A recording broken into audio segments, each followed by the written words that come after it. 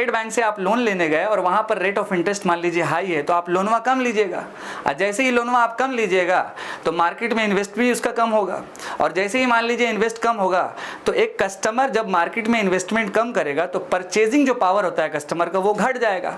तो ये होता है एक टारगेट कंट्रोलिंग करने का इन्फ्लेशन। नमस्कार दोस्तों, आशा करते हैं कि आप बेहतरीन तरीके से पढ़ाई कर रहे होंगे और साथ साथ आप स्वस्थ भी होंगे। जैसा कि दोस्तों आरबीआई का नाम जैसा ही आता है तो मन में एक सवाल आता है कि पैसा का बात हो रहा है या रुपीस का बात हो रहा है। लेकिन दोस्तों आज का जो हमारा सेशन है ये आपका how does RBI earns money. आप लोग कई बार सुनते होंगे कि आरबीआई ने पेपर करेंसी का प्रिंट कर दिया, बैंकों को रेगुलेट करता है, देश में अगर इन्फ्लेशन आया तो उसको बैलेंस करने का काम है, इकोनॉमिक स्टेबिलिटी करने का काम है, और इसके साथ साथ एक सबसे इंपॉर्टेंट फैक्ट्स आरबीआई के रिगार्डिंग जो मॉनेटरी पॉलिसी कमेटी का मीटिंग्स होता है। लेकिन इन सब चीज़ों में दोस्तों सबसे इंपॉर्टेंट पॉइंट ये होता है कि आरबीआई जो है इन सारे काम को करते हुए पैसा कैसे अर्न्स करती है। जैसा कि दोस्तों कई सारा इंपॉर्टेंट इकोनॉमी में कॉन्सेप्ट है।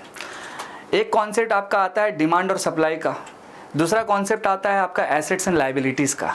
इसी तरह से जब भी आप आरबीआई का नाम को जैसे ही माइंड में रखेंगे तो आपके मन में ये भी सवाल आ जाएगा कि अब जो ये आरबीआई है जो नोट का प्रिंटिंग करती है, यानी कि इसके पेपर करेंसी का जो फैक्ट्री है इसका, तो there are 4 important locations. First of all Bharatiya reserve bank note Mudran private limited, जिसमें 2 जो आपका फैक्ट्री है वो आता है हमारे भारत सरकार के अंडर में, और 2 जो आपकी फैक्ट्री है वो आती है, यह प्रिंटिंग प्रेस कह सकते हैं, वो रिजर्व बैंक ऑफ इंडिया के अंदर में आती है। जिसमें से 2 जो आपका नाम है, एक आपका है देवास और एक आपका नासिक। नासिक में दोस्तों तो वो तो महाराष्ट्र में है, और ये भी कहा जाता है कि आरबीआई के पास जो फॉरेक्स का जो रिजर्व होता है, यानी कि करेंसी का जो रिजर्व होता है स्पेशली, वो नासिक का जो ब्रांच है आरबीआई का वहाँ पर सबसे ज़्यादा है। ये रिमेंबर आप रखिएगा। तो नासिक और देवस, देवस कहाँ पे, तो आपका मध्य प्रदेश में है, जिसको हिंदुस्तान का दिल बोलते हैं। तो ये जो 2 लोकेशन है ये किसके कंट्रोल पे है, तो भारत सरकार यानी सेंट्रल गवर्नमेंट के पास में है। और जो 2 लोकेशन है आपका मैसूरू और सालबोनी, सालबोनी कहाँ पे है, तो आपके बंगाल में, यानी कि ईस्टर्न साइड में। तो इन दोनों के पावर किसके पास है, अथॉरिटी किसके पास है, तो हमारी रिजर्व बैंक ऑफ इंडिया के पास में है। अब इन सारे के बीच में एक और मन में सवाल आ जाता है कि आखिर ये तो बात हो गया चलो कि पेपर करेंसी प्रिंट हो रहा है, दैट मींस दिस वन। लेकिन अब एक और सवाल आता है कि ये जो कॉइन्स है इसका मिंटिंग्स कहाँ से होता है। तो इसके मिंटिंग करने के लिए एक और इंपॉर्टेंट ऑर्गेनाइजेशन है जिसका नाम है सिक्योरिटी प्रिंटिंग मिल। ये आपको रिमेंबर रखना है, जिसका हेड ऑफिस कहाँ पे है, आपका न्यू दिल्ली में, जो कॉइन्स की जो है मिंटिंग्स करती है। और इसके साथ साथ इसका बहुत सारा रीजनल ऑफिसेस है। जैसे एक रीजनल ऑफिसेस आप मान सकते हैं कि हमारा कोलकाता में भी है, इसके साथ न्यू दिल्ली में तो ऑलरेडी इसका हेड ऑफिस है, हैदराबाद में आपको मिल जाएगा, और भी डिफरेंट लोकेशन जो हमारे देश का है जहां पर आपको मिंटिंग, जहां पे कॉइन्स मिंट होता है वो लोकेशन आपको मिल जाएगा।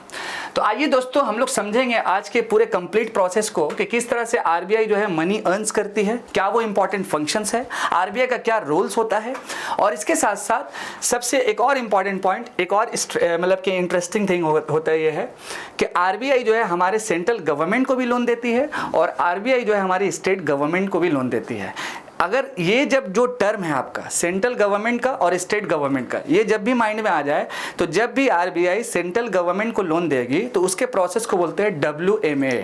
क्या बोलते हैं, WM और A। इसका मतलब होता है वेज, मीन्स और एडवांसेस, यानी RBI lend money to central government. और जब भी आरबीआई अगर स्टेट गवर्नमेंट को लोन देगी तो वो प्रोसेस हो जाएगा आपका SD और L। क्या हो जाएगा, SDL, which is called state development loans. तो बेसिकली दोस्तों टू दी पॉइंट, छोटा छोटा पॉइंट्स को हम लोग समझेंगे कि आरबीआई मनी कैसे अर्न्स करती है, क्या वो इंपॉर्टेंट फंक्शंस है, क्या रोल्स है हमारे देश में, एमआरएस का सिस्टम क्या होता है जिसको हम लोग मिनिमम रिजर्व सिस्टम कहते हैं, आखिर क्यों आरबीआई जो है नोट्स का जो है पेपर करेंसी प्रिंट करके देश का गरीबी को मिटा देगी, आखिर इसका क्यों ऐसा नहीं करती है। तो इन सारी चीज़ों को थोड़ा थोड़ा हम लोग समझेंगे। और आज का जो इंपॉर्टेंट जो कंटेंट है या पॉइंट्स है क्या है, तो आपका how does RBI earns money, last में वो देख करके कंक्लूड कर लेंगे। जैसा कि ये दोस्तों यूपीएससी के सेशन में ये जो आपका सीरीज है ये आपके GS3 का पार्ट है, जो सबसे इंपॉर्टेंट है आपका इकोनॉमी का सेक्शन, जहां पर आपको रिमेंबर रखना है। आइए फर्स्ट ऑफ ऑल बढ़ते हैं कि पहले हम लोग देख लेते हैं कि रिजर्व बैंक ऑफ इंडिया का मेन फंक्शंस एक्चुअल में क्या होता है। देखिए दोस्तों, जब भी हम आरबीआई का नाम लेंगे तो ये आपका बैंकर्स ऑफ द बैंक है, यानी सारे बैंकों का क्या है, पेरेंट है। यानी देश में जितनी भी बैंक है, स्टेट बैंक, एचडीएफसी, आईसीआई या जितने भी फाइनेंशियल इंस्टीट्यूट है, सबको जो रेगुलेट्स करने का रिस्पॉन्सिबिलिटी है वो हमारी सेंट्रल बैंक आरबीआई के पास में। तो पहले ये आपको रिमेंबर रखना है, फर्स्ट वन। इसके साथ साथ जो दूसरा इसका जो कार्य है, यानी कि दूसरा इसका जो फंक्शन है, इशू ऑफ बैंक नोट्स। मैंने आपको इसका लोकेशन बताया कि आरबीआई ने पेपर करेंसी का जो है प्रिंट करवाती है, बैंक नोट्स को इशू करती है। इसके साथ साथ अगर हम कॉइन्स की बात करेंगे तो उसका काम जो है सेंट्रल गवर्नमेंट का है, लेकिन सर्कुलेशन का जो काम है वो रिजर्व बैंक ऑफ इंडिया का है। ये आपको रिमेंबर रखना है। इसके साथ साथ हमारे देश की सेंट्रल बैंक पे फॉरेन एक्सचेंज का जो है रिजर्व भी बहुत ज़्यादा रहता है, यानी कि जिसको हम लोग कह सकते हैं फॉरेन करेंसी एसेट्स, उस पर भी बात किया जाएगा। इसके बाद आपका lender of the last resort. Lender of the last resorts का मतलब ये हो जाता है कि जैसे मान लीजिए हम घर पे हैं, अगर मेरे पास बिल्कुल भी पैसा नहीं है, एक्को पैसा नहीं है, ऐसा मान लीजिए, तो क्या होता है नॉर्मल घर पे, जब एक्को पैसा नहीं है या तो पापा से मांगेंगे या मम्मी से मांगेंगे। अगर मान लीजिए दोनों में से कोई नहीं दिया तो बड़का भाई से मांग लेंगे। अगर वो भी नहीं दिया मान लीजिए तो बाहर निकलेंगे, दोस्त को बोलेंगे कि भाई थोड़ा सा पैसा दे दे, मेरे पास नहीं है। तो इसी तरह से हमारे देश में जितनी भी बैंकिंग सिस्टम है, जो बैंकिंग चलती है, इसको जब भी पैसा का जरूरत होगा तो वो किससे मांगेगी, आरबीआई से मांगेगी। ये रिमेंबर रखना है। तो इसीलिए रिजर्व बैंक को क्या कहा जाता है, lender of the last resorts कहा जाता है। तो ये दोस्तों कुछ इंपॉर्टेंट फंक्शंस है आरबीआई का, जिसमें बैंक का नोट इशू करना, banker to government, custodian of foreign exchange and last one आपका lender of the last resorts. So अगर हम बात करेंगे फॉरेन करेंसी एसेट्स के रिगार्डिंग, तो आरबीआई के पास क्या होता है कि बहुत सारी फॉरेन करेंसी की रिजर्व होती है। लेकिन रिसेंट में भी क्या हुआ कि वर्ल्ड गोल्ड काउंसिल्स का एक रिपोर्ट आया, जिस रिपोर्ट्स में ये बताया गया कि आरबीआई जो हमारी सेंट्रल बैंक है, वन ऑफ द 5 पूरे वर्ल्ड में जो 5वें नंबर की बैंक है, या कह सकते हैं कि 5 नंबर पे आती है, जिसके पास सबसे ज़्यादा जो है गोल्ड का रिजर्व है। ये पॉइंट्स को आपको रिमेंबर रखना है। लेकिन अब यहाँ पे सवाल है कि as a foreign currency assets पे आरबीआई के पास पे कौन कौन सा जो है आपका रिजर्व रहता है, ये रिमेंबर रखिएगा। तो पहला आपको रिमेंबर रखना है फॉरेन करेंसी या फॉरेक्स रिजर्व पे, फॉरेक्स रिजर्व पे। तो पहला आपको रिमेंबर रखना है फॉरेन करेंसी एसेट्स, जिसमें आपका डॉलर भी हो सकता है यूएस का, देन इसके बाद चाइना का आपका रेनमिनबी या युआन भी हो सकता है, रेनमिनबी या युआन भी हो सकता है। इसके बाद जापान का आपका येन हो सकता है। इसके साथ आपका स्टर्लिंग प्लस पॉन्ड भी हो सकता है। तो ये कुछ इंपॉर्टेंट करेंसीज है जो सबसे पावरफुल है, और कहीं ना कहीं इस पार्टिकुलर करेंसी का जो कनेक्शन है वो आपका कहाँ पे आ जाता है, तो वो आपका आ जाता है आईएमएफ से, इंटरनेशनल मॉनेटरी फंड से, जो एक तरह की ऑर्गेनाइजेशन है जो नॉर्मली क्या है, लोन्स देती है कई सारी इंपॉर्टेंट कंट्रीज़ को, उसको डेट से निकालने के लिए, उसके ज़रूरत के लिए। ये रिमेंबर रखना है। तो फॉरेन करेंसी एसेट्स हो गया, इसके साथ आपका हो गया नेक्स्ट वन आपका गोल्ड हो गया, इसके साथ एक और हो गया आपका SDR which is called special drawing rights, और इसके बाद आपका हो गया RTP which is called reserve tranche position. कभी और मौका मिलेगा तो इन सारे टॉपिक्स पे और इन डेप्थ जाएंगे। आज का हमारा जो सेशन है उस पर हम लोग बढ़ते हैं। तो ये कुछ इंपॉर्टेंट था दोस्तों, functions of RBI, forex reserves पे कुछ इंपॉर्टेंट 4 कैटेगरी, इसका कनेक्शन आईएमएफ, और इस पार्टिकुलर करेंसी को बोला जाता है करेंसी बास्केट्स। तो इन सारी चीज़ों को समझते हैं, और इसके बाद हम लोग थोड़ा सा गोल्ड का रिजर्व भी, वो चीज़ हम लोग देख लेते हैं। देखिए दोस्तों, अगर हम बात करेंगे आरबीआई के गोल्ड के रिजर्व का, तो पूरे देश का, पूरे वर्ल्ड का 5 इंपॉर्टेंट जो सेंट्रल बैंक है, जिसमें एक नाम आरबीआई की है, जो जिसके पास सबसे ज़्यादा जो है गोल्ड का रिजर्व है। और रिसेंट्स में भी क्या हुआ है कि इस गोल्ड रिजर्व को लेकर के क्या हुआ है कि एक अच्छा सा रिपोर्ट भी आया था आरबीआई का, जो आपका हर 6 महीने में आता है, जिसको हम लोग हाफ ईयरली रिपोर्ट्स कह सकते हैं। उस रिपोर्ट में यह बताया गया कि कुल मिला के आरबीआई के पास एक्स नाम का जो है गोल्ड रिजर्व है, जिसमें से कुछ जो गोल्ड है उसकी रिजर्व में वो हमारे डोमेस्टिकली यानी कि भारत में रखी हुई है, दैट इज कॉल्ड भारत में। और भारत का एक लोकेशन है जिसको आपको रिमेंबर रखना है, महाराष्ट्र यानी कि नासिक में। और कुछ जो हमारा जो गोल्ड रिजर्व है वो हम लोग आउटसाइड इंडिया रखे हुए हैं, जिसमें आपका पहला नाम BIS which is called banking international settlement, bank for international settlements. और इसके साथ साथ एक और इम्पॉर्टेंट जो बैंक है आपकी बैंक ऑफ इंग्लैंड, जहां पर हम अपना जो है गोल्ड के रिजर्व को जो है आउटसाइड इन इंडिया रखे हुए हैं। तो यहां तक बात था दोस्तों गोल्ड के रिजर्व का। अब आते हैं मेन काम। देखिए दोस्तों, हम ये नहीं कह सकते हैं कि आरबीआई जो है पैसा कैसे अर्न करती है। आरबीआई तो पैसा अपना जो है कमाती भी है, यानी कि जहाँ से वो पैसा वो इनकम जनरेट कर रही है तो कहीं ना कहीं उसका एक्सपेंडिचर भी होता है। लेकिन सबसे ज़्यादा जो इंपॉर्टेंट फंक्शन है आरबीआई का, वो हमारे देश में जो लोग हैं, जो कस्टमर हैं, जैसे मान लीजिए हम एक पर्सन है, आप एक पर्सन है, तो लोगों को बैंक के ऊपर क्या करवाना, एक ट्रस्ट दिलवाना, अपने इकोनॉमी पे भरोसा दिलवाना, ये सबसे जो है महत्वपूर्ण काम है किसका, रिजर्व बैंक ऑफ इंडिया का। और इस काम के लिए अब आरबीआई क्या करती है कि मान लीजिए किसी बैंक को लोन दी तो वहां से उसको कुछ इंटरेस्ट मिला तो वो उसका एक कमाई हो गया। मान लीजिए कुछ बॉन्ड इशू हुआ, उस बॉन्ड से कुछ पैसा अगर मिला तो वहां से उसका कमाई हो गया। हम लोग फॉरेक्स रिजर्व में भी बहुत सारा कुछ कमाते हैं, हम लोग किसी भी दूसरे कंट्री को अगर लोन देंगे तो वहां से भी कुछ पैसा कमा लेते हैं। तो ये कुछ आरबीआई का इंपॉर्टेंट सोर्स ऑफ अर्निंग है और कई जगहों पे जो है इसका एक्सपेंडिचर है। और जब आरबीआई पैसा कमा लेती है तो फिर फाइनली क्या करती है कि उस पैसों को जो है सेंट्रल गवर्नमेंट को देती है खर्च करने के लिए, और कुछ जो इंपॉर्टेंट पैसा बचता है तो फिर वो क्या करती है दोस्तों कि कुछ जो इंपॉर्टेंट पैसा बचा तो फिर वो क्या करती है कि अपने एक्सपेंडिचर में खर्च करती है। कई सारे जो स्टाफ है वो उसको सैलरी जो है पे करती है सेंट्रल गवर्नमेंट। तो ये सारा पोर्शन को अच्छे से समझना है। आइए दोस्तों इसको विस्तार में देखते हैं, बिल्कुल अब कंक्लूड करते हैं हम लोग। हाँ, एक और कॉन्सेप्ट समझते हैं डिमांड एंड सप्लाई का, और इस डिमांड एंड सप्लाई का जो कनेक्शन है दोस्तों वो आपका मॉनेटरी पॉलिसी कमेटी से है। और ये मॉनेटरी पॉलिसी कमेटी हमारे देश में कब आया था, तो 2016 में आया था। इसको हम लोग उर्जित पटेल कमेटी भी बोलते हैं।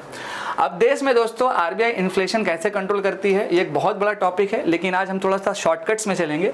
देखिए दोस्तों, अगर हम बात करें आपके सप्लाई या फिर आपके डिमांड का, तो डिमांड और सप्लाई एक्चुअल में होता क्या है, आपको भी पता है दोस्तों कि जिस चीज़ का अगर डिमांड बहुत ज़्यादा है तो अगर उसका मान लीजिए तो उसका क्या होगा, सप्लाई थोड़ा सा कम हो जाएगा। डिमांड अगर बढ़ेगा तो सप्लाई कम है। जैसे एज फॉर एग्जांपल गोल्ड का जो है, गोल्ड का ऑलवेज डिमांड होता है, तो गोल्ड का जब ऑलवेज डिमांड है तो उसका सप्लाई जो है कम हो गया। और मान लीजिए ये दोनों बैलेंस अगर नहीं हो पाएगा, डिमांड और सप्लाई, ये अगर मान लीजिए बैलेंस नहीं चल पाएगा तो हमारे देश का जो इकोनॉमी है वो भी इम्बैलेंस हो जाएगा, स्टेबिलिटी नहीं बचेगा। इसके साथ साथ इसी तरह आरबीआई भी क्या करती है, मॉनेटरी पॉलिसी कमेटी के मीटिंग्स में अगर उसको इन्फ्लेशन कंट्रोल करना है तो रेपो रेट नाम का एक रेट होता है जिसमें आरबीआई किसी भी बैंकों को जो है लोन्स देती है, और जब वो बैंक लोन जब वापस रिटर्न करेगा तो उस इंटरेस्ट पे जो है वो पैसा वापस ले लेती है। इसी को हम लोग रेपो रेट कहते हैं। तो अगर मान लीजिए आरबीआई इस रेपो रेट को इंक्रीज कर देगी तो जो भी नॉर्मल बैंक है, स्टेट बैंक, आईसीआई, एचडीएफसी, जब आरबीआई से लोन लेगी तो उसको रेट ऑफ इंटरेस्ट तो हाई मिलेगा। तो स्टेट बैंक के पास जब मान लीजिए कोई कस्टमर जाएगा तो उसको भी तो लोन वही मिलेगा ना, रेट ऑफ इंटरेस्ट उसका हाई मिलेगा। तो इस कारण से क्या करेंगे, जैसे मान लीजिए आप स्टेट बैंक गए और वहां पर इंटरेस्ट हाई है, तो अब आप बताइए कि आप जो लोन लीजिएगा स्टेट बैंक से कम लीजिएगा या ज़्यादा लीजिएगा। जाहिर सी बात है कम लीजिएगा। क्यों कम लीजिएगा, क्योंकि स्टेट बैंक का तो इंटरेस्ट हाई है लोन का। अच्छा, इंटरेस्ट जो हाई है स्टेट बैंक का वो क्यों है, क्योंकि स्टेट बैंक जो पैसा ली है आरबीआई से उसका भी तो इंटरेस्ट हाई था। ये चीज़ समझिएगा लॉजिक को। तो जैसे ही मान लीजिए स्टेट बैंक से आप लोन लेने गए और वहां पर रेट ऑफ इंटरेस्ट मान लीजिए हाई है तो आप लोनवा कम लीजिएगा, और जैसे ही लोनवा आप कम लीजिएगा तो मार्केट में इन्वेस्ट भी उसका कम होगा, और जैसे ही मान लीजिए इन्वेस्ट कम होगा तो एक कस्टमर जब मार्केट में इन्वेस्टमेंट कम करेगा तो परचेजिंग जो पावर होता है कस्टमर का वो घट जाएगा। तो ये होता है एक टारगेट कंट्रोलिंग करने का इन्फ्लेशन, ये रिमेंबर रखिएगा। लेकिन इन्फ्लेशन यानी महंगाइयाँ इतना नहीं गिर जाए कि दमुआ सब चीज़ खत्म हो जाए, इकोनॉमी बर्बाद हो जाए। तो इसका भी जो कार्य है, काम है बैलेंस करने का, वो किसका है, तो हमारे भारत के रिजर्व बैंक ऑफ इंडिया का है। तो डिमांड एंड सप्लाई रिमेंबर रखिएगा। और इसका एक एग्जांपल गोल्ड। आप समझते हैं कि आरबीआई का अर्निंग कहाँ से होता है। देखिए दोस्तों, पहला जो टैब है आपके इनकम का, सेकंड टैब है एक्सपेंडिचर का, यानी पैसा जब हम कमाएंगे तो खर्चा भी तो कहीं करना होगा, यस या नो। तो पहले हम लोग आ जाएंगे अर्निंग पे कि कहाँ कहाँ से कमाता है। First one, returns from foreign currency assets, यानी जो भी हमारी फॉरेन करेंसी की जो एसेट्स है, एसेट्स मतलब ओन प्रॉपर्टी जो हम लोग ऑलरेडी किसी को कर्ज दिए हुए हैं, तो वहाँ से जो रिटर्न आता है, तो पहला अर्निंग ये हो गया। Second one, interest on rupee denominated government bond, RBI जो बॉन्ड इशू करती है जिसको हम लोग ओपन मार्केट ऑपरेशंस कहते हैं, तो वहाँ से कुछ ना कुछ कमाया हो गया। इसके साथ साथ रिजर्व बैंक ऑफ इंडिया जो कमर्शियल बैंक्स को लोन देती है और उस लोन्स पे जो इंटरेस्ट मिलता है, तो वहाँ से इसका बेचारा का कमाई हो गया। बेचारा नहीं बोल सकते, तो बैंकों का बैंक है। Management commission on handling the borrowings of central and state government, मैंने आपको बताया ना एसडीएल और डब्ल्यूए में, मान लीजिए सेंटर लोन ली, वहाँ से भी पैसा, स्टेट गवर्नमेंट लोन ली, वहाँ से भी पैसा, तो ये आपका हो गया। अच्छा, अब खर्च कहाँ कहाँ पे होता है? तो पहला, इसका जो प्रिंटिंग प्रेस है वहाँ पे खर्चा होगा, स्टाफ यानी कि जो स्टाफ रखा हुआ वहाँ पे खर्चा हो जाएगा। इसके साथ साथ commission given to commercial bank, यानी जितनी भी कमर्शियल बैंक है, SBI, ICI, HDFC, इनको कमीशन देना होगा। और जो इंपॉर्टेंट जो PD है, PD which is called primary dealers, उनको भी कमीशन देना होगा। ये कुछ था इंपॉर्टेंट दोस्तों इनकम एंड एक्सपेंडिचर की बात। एसेट्स एंड लायबिलिटीज में आ जाएंगे हम लोग दोस्तों। तो बात करेंगे हम लोग एसेट्स का, यानी कि RBI का क्या क्या अपना ओन प्रॉपर्टी है। तो फॉरेन करेंसी, इसके साथ आपका bill purchase and discount, collateral bye commercial bank, यानी कि जो बैंक कोलैटरल लोन ली अगर कल होके नहीं देगी तो वो उसका एसेट होगा। वो कोलैटरल यानी डॉक्यूमेंट्स जिसको हम लोग गवर्नमेंट सिक्योरिटी बोलते हैं, उसको बेच करके क्या करेगी RBI? पैसा वसूल लेगी, सिंपल सा बात है। इसके बाद रुपये का सिक्योरिटी और गोल्ड कॉइन का बुलियन। और ये गोल्ड कॉइन का जो बुलियन है इसका रिजर्व कहाँ पे है? तो गुजरात के गिफ्ट सिटी में, ये रिमेंबर रखिएगा। और अगर हम बात करेंगे लायबिलिटी यानी उधार का, तो करेंसी हेल्ड बाय पब्लिक यानी पब्लिक को जो दिया हुआ है, vault cash by commercial bank, government security और अदर लायबिलिटी। तो यहाँ तक दोस्तों था how does RBI earns money, demand and supply, then इसके साथ एसेट्स एंड लायबिलिटी। और सबसे इंपॉर्टेंट दोस्तों कार्य आपको रिमेंबर रखना है RBI का, वो है आपका देश के इकोनॉमी को स्टेबल रखना और लोगों को ट्रस्ट ये दिलवाना कि हमारे देश का जो व्यवस्था इकोनॉमी का बिल्कुल बेहतरीन है, बिल्कुल सही है, आपको भरोसा हम देते हैं। आई प्रॉमिस टू पे द बियरर का मतलब ही यही होता है। आशा करते हैं दोस्तों कि आप बेहतरीन तरीके से पढ़ रहे होंगे, बेहतरीन तरीके से काम कर रहे होंगे। मैं आपका दोस्त और आपका host Adnan sir, #economy, #UPSC। जय हिंद दोस्तों।